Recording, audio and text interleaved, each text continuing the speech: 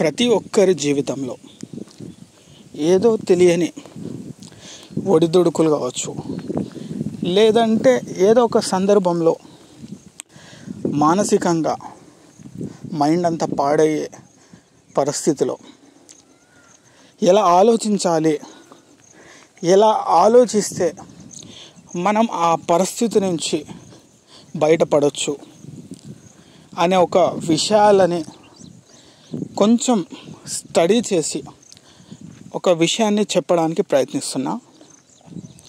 ముఖ్యంగా మనం బతుకుతున్న ప్రపంచంలో ఏ సిచ్యువేషన్స్ బాధలైనా, ఎలాంటివైనా ప్రతి ఒక్కరి జీవితంలో కొన్ని సందర్భాల్లో ఎదురవుతూనే ఉంటాయి.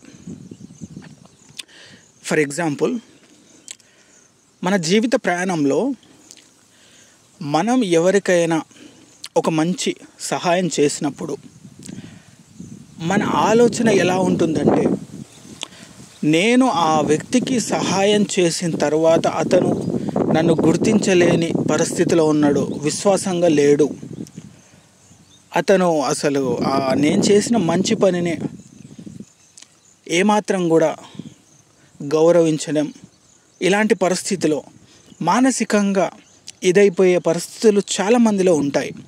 సో ఇక్కడ నేనేమంటున్నా అంటే, నువ్వు ఒక వ్యక్తికి కావచ్చు, ఒక మనిషికి, వాట్ ఎవర్ ఇట్ ఈస్, ఎవరికైనా నువ్వు సహాయం చేసిన తర్వాత ఖచ్చితంగా అతను గుర్తించుకోవాలి, లేదా నువ్వు చేసిన సహాయాన్ని అతను ఎప్పటికైనా విశ్వాసంగా ఉండాలి అనే ఆలోచన ముందు మనము పక్కన పెట్టేద్దాం. ఎందుకంటున్నా అంటే, మనం మంచి పని చేయడం అనేది మన చేతుల్లో ఉంది. ఆ ప్రజెంట్ సిచ్యువేషన్స్లో ఒక వ్యక్తి ప్రాబ్లమ్స్లో కావచ్చు, ఏదో సమస్యల్లో ఉన్నప్పుడు నీ మనసు కొంచెం ఏదో ఒక నీ వంతు ఏదో ఒక మంచి విషయాన్ని, మంచి పని చేయాలనే ఒక ఆలోచనతో నువ్వు ముందుకు వచ్చావు. కానీ నువ్వు ఇక్కడ మంచి మాత్రం చేయగలిగినావు. ఆ తర్వాత ఆ మంచిని అతను గుర్తుంచుకునేలాగా, లేదంటే అతను నువ్వు చేసిన మంచిని విశ్వాసంగా ఉండాలి అనేది నీ కంట్రోల్లో లేదు. సో ఆ విషయాల గురించి నువ్వు ఎక్కువ డిస్టర్బ్ కాకు.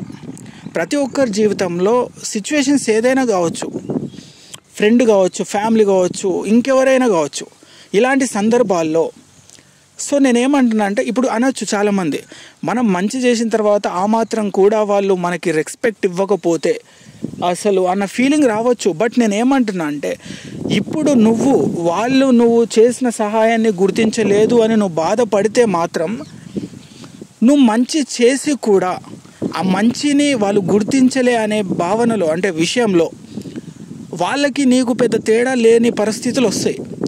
సో నేను అదే అంటున్నా, ఇప్పుడు నీ పరిధిలో లేదు. ఒక వ్యక్తికి నువ్వు మంచితనంతో సహాయం చేసినావు, ఆ మంచిని అలానే ఉంచుదాం.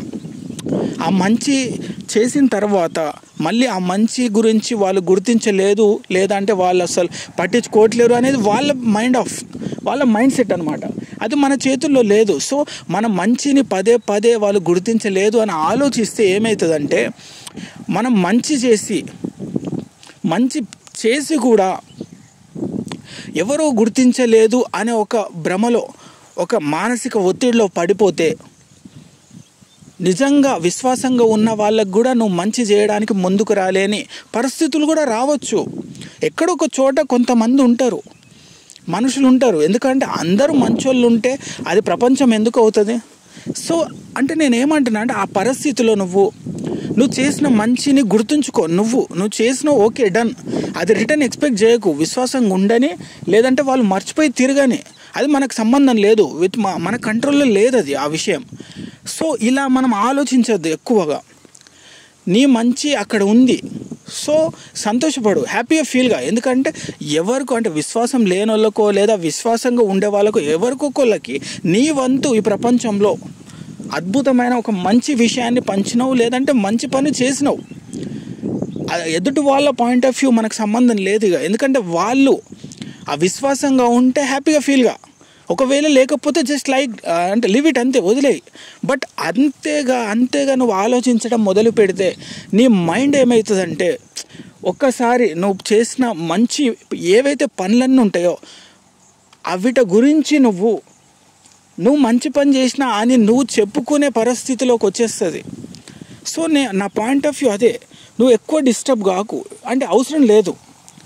ఈ యొక్క సిచ్యువేషన్స్లో చాలామంది డిస్టర్బ్ అవుతారు.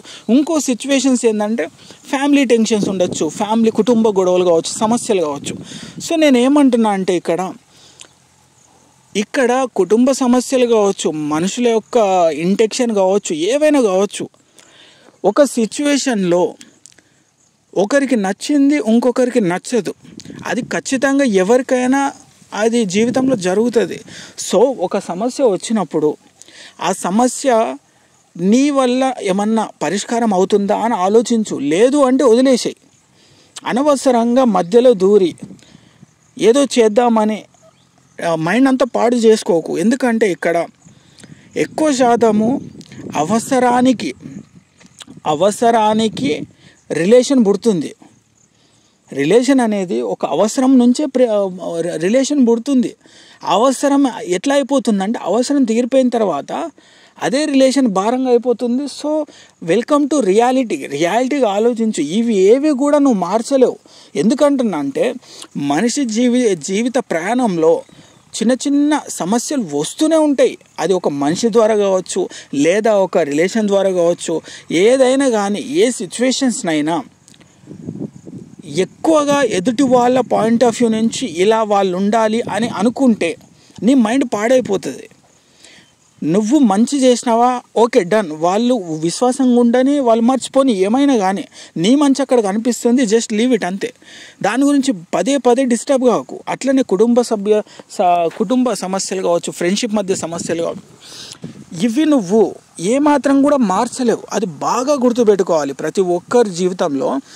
ఇప్పుడు మార్చడానికి ఒక మనిషే కాదు, ఒక మనిషిని మారుస్తే అన్నీ మారిపోవు ఇక్కడ. ఎందుకంటే చాలామంది ఇలాంటి వాళ్ళు నీ లైఫ్లో వస్తూ ఉంటారు, పోతూ ఉంటారు. సో ఇలాంటి సమస్యలు కావచ్చు, అంటే విశ్వాసంగా లేని వాళ్ళు, లేకుంటే అనవసరంగా ఏదో మాట్లాడి వాళ్ళ ఆనందం పొందేవాళ్ళు, ఇంకా రకరకాల మెంటాలిటీ ఉన్న మనుషులు ప్రతి ఒక్కరి జీవితంలో అంటే జీవిత ప్రయాణంలో వస్తూ ఉంటారు, పోతూ ఉంటారు. సో నేనేమంటున్నా అంటే ఎవరిని నువ్వు ఇక్కడ మార్చలేవు. కాబట్టి నీ ఆలోచనని మార్చుకోవడానికి ప్రయత్నించు.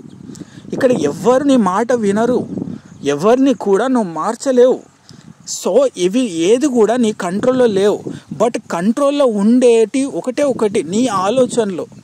ఒక సమస్య వచ్చినా, ఒక పరిస్థితి వచ్చినా, ఏది వచ్చినా కూడా నీ యొక్క ఆలోచన కరెక్ట్ వేలో ఆ సిచ్యువేషన్ అర్థం చేసుకొని నువ్వు ఉండగలిగితే ఆ పరిస్థితి నుంచి స్వేచ్ఛగా బయటకు రావచ్చు. అంటే నేను ఏమంటున్నా అంటే ఇప్పుడు నువ్వు మంచి చేసినావా వదిలేసి ఎక్స్పెక్ట్ చేయకు.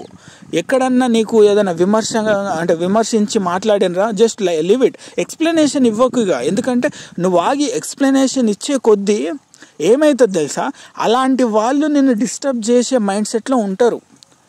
అండ్ ఇంకో మోస్ట్ పాయింట్ ఏంటంటే ఇప్పుడు జనరల్గా నీ మైండ్, నీ ఆలోచనలు నీ కంట్రోల్లో లేకపోతే ఇంకా నీ మైండ్ ఎప్పుడు కూడా నువ్వు అనుకున్న పరిధిలో ఉండవు.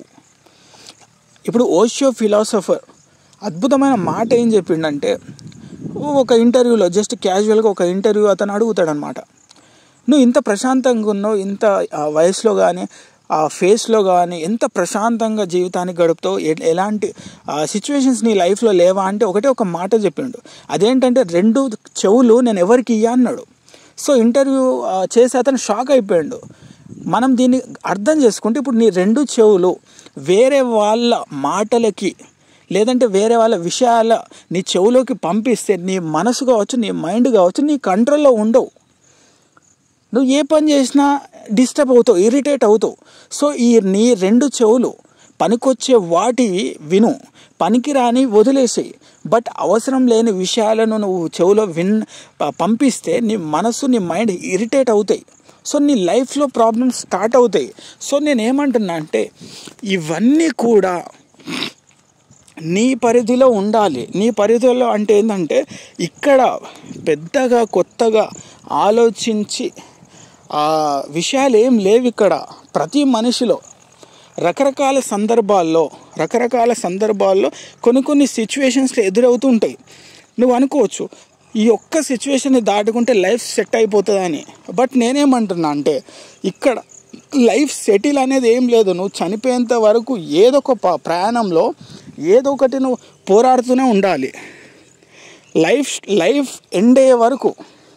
సో నేనేమంటున్నా అంటే లైఫ్ ఎండ్ అయ్యే వరకు ప్రాబ్లమ్స్ వస్తూ ఉంటాయి, పోతుంటాయి, మనుషులు వస్తూ ఉంటారు, పోతుంటారు, డిస్టర్బెన్స్ క్రియేట్ చేసే వాళ్ళు వస్తారు, కొంతమంది మంచి చెప్పే వాళ్ళు ఉంటారు, సాయం చేసే వాళ్ళు ఉంటారు, విమర్శించే వాళ్ళు ఉంటారు.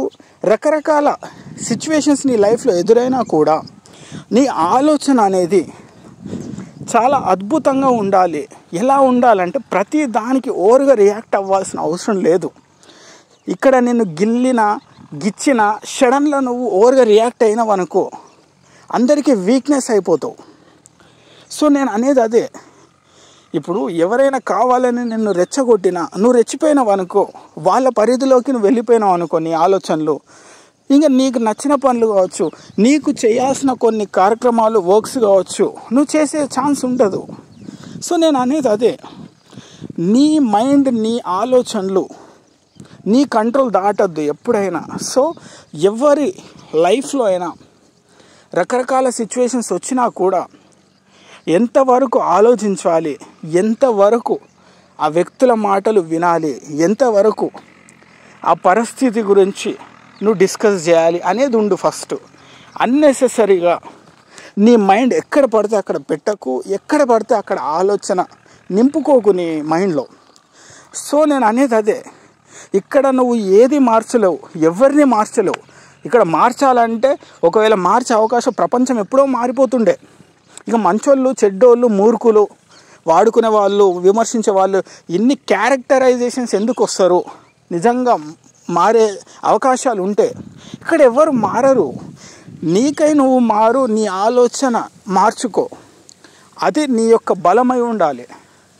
ముందుగా నీకు వచ్చే సమస్యలు కావచ్చు, మనుషులు కావచ్చు, మాటలు కావచ్చు, సిచ్యువేషన్స్ కావచ్చు, రకరకాల విషయాలు కావచ్చు, ఎలా నువ్వు చూస్తున్నావు, ఎలా నువ్వు అర్థం చేసుకుంటున్నావు, ఎలా వాటి గురించి ఎంత ఆలోచిస్తున్నావు, ఎంత ఆలోచించాలి, ఎంతవరకు దాని గురించి డిస్కస్ చేయాలి, ఎంతవరకు స్నేహం చేయాలి, ఎంతవరకు ఒక రిలేషన్లో జెన్యూన్ ఉన్నారు, ఇవన్నీ నువ్వు బాగా అర్థం చేసుకొనే ఉండాలి. అనవసరంగా అన్నిటి గురించి ఆరాట పడిపోయి, నేను చాలాసార్లు చెప్పిన, మనిషి ప్రశాంతంగా ఉండకపోవడానికి, మనిషి డిస్టర్బెన్స్ అవ్వడానికి ముఖ్యమైన కారణము నేను చాలాసార్లు చెప్పిన, బట్ సిచ్యువేషన్గా చెప్తున్నా, అనవసరంగా ఆరాట పడిపోకు, లేని దానికోసం ప్రాకులాడకు, ఉన్న దాంతో సంతృప్తిగా ఉండడానికి ట్రై చేయి. ఒకరిని చూసి నవ్వకు, ఇంకొకరిని చూసి ఏడవకు, నేనే గొప్ప అని విర్రబీగిపోకు. ఈ యొక్క క్వాలిటీస్ నీలో ఎప్పుడైతే పోతాయో అప్పుడే నువ్వు పీస్ఫుల్గా ఉండగలుగుతావు. ఎందుకంటే ఒకరికన్నా నేనే గొప్ప అనేది నీకు వచ్చినప్పుడు నీకేమవుతుందంటే, నీలో లేని అహం బయటకు వస్తే స్టార్ట్ అవుతుంది, నీ మైండ్ అంతా డిఫరెంట్గా అవుతాయి.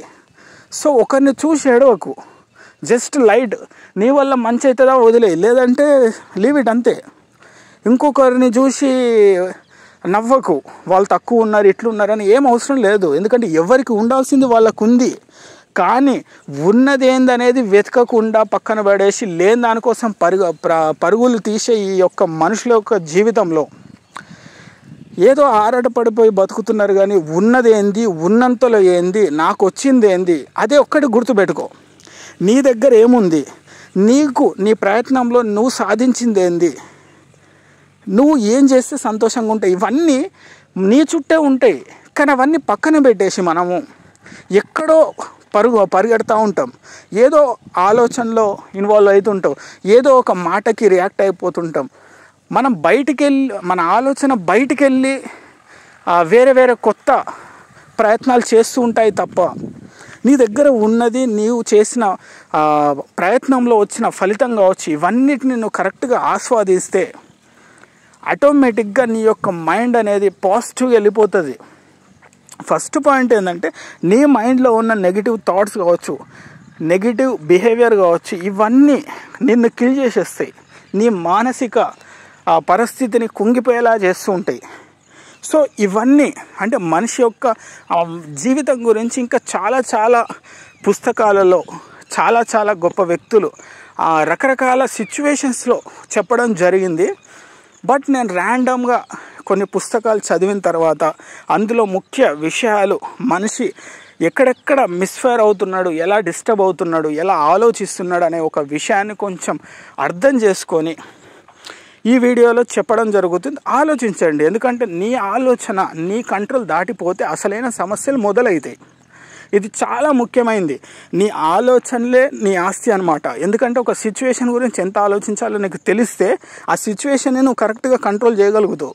ఒక వ్యక్తి గురించి నువ్వు ఎంత ఆలోచించాలో తెలిస్తే ఆ వ్యక్తితో అంటే ఎలా బిహేవ్ చేయాలో నీకు ఒక క్లారిటీ వస్తుంది. సో ఒక జాబ్ కావచ్చు, ఒక లైఫ్లో కావచ్చు, అంటే ప్రతి జీవన విధానం, జీవిత ప్రయాణంలో ప్రతి సమస్యకి, ప్రతి మనిషికి, ప్రతి మాటకి, ప్రతి సిచ్యువేషన్స్కి నీ ఆలోచన చాలా ముఖ్యమైనది. ఆలోచన నీ కంట్రోల్ దాటిపోతే మాత్రం ఈ 100% నీ మైండ్ డైవర్ట్ అవ్వే ఛాన్స్ ఉంటుంది. అన్నెసెసరీ డిస్కషన్స్, అన్నెసెసరీ థింకింగ్స్ ఇవన్నీ మొదలైతే మైండ్ అంతా మానసికంగా చాలా డిస్టర్బ్ అయ్యే పరిస్థితులు వస్తాయి. సో ఒక్కసారి నేను ఏమేమి చెప్తున్నానో ఒక్కసారి క్రాస్ చెక్ చేసుకుంటా వినగలిగితే ఎక్కడొక చోట ఇంతసేపు నేను మాట్లాడిన మాటలు ఎక్కడొక చోట ఒక్క పాయింట్ అయినా మీ యొక్క జీవిత ప్రయాణంలో ఎక్కడొక చోట ఆ స్ట్రైక్ అయ్యే ఉంటుందని నేను అనుకుంటున్నాను.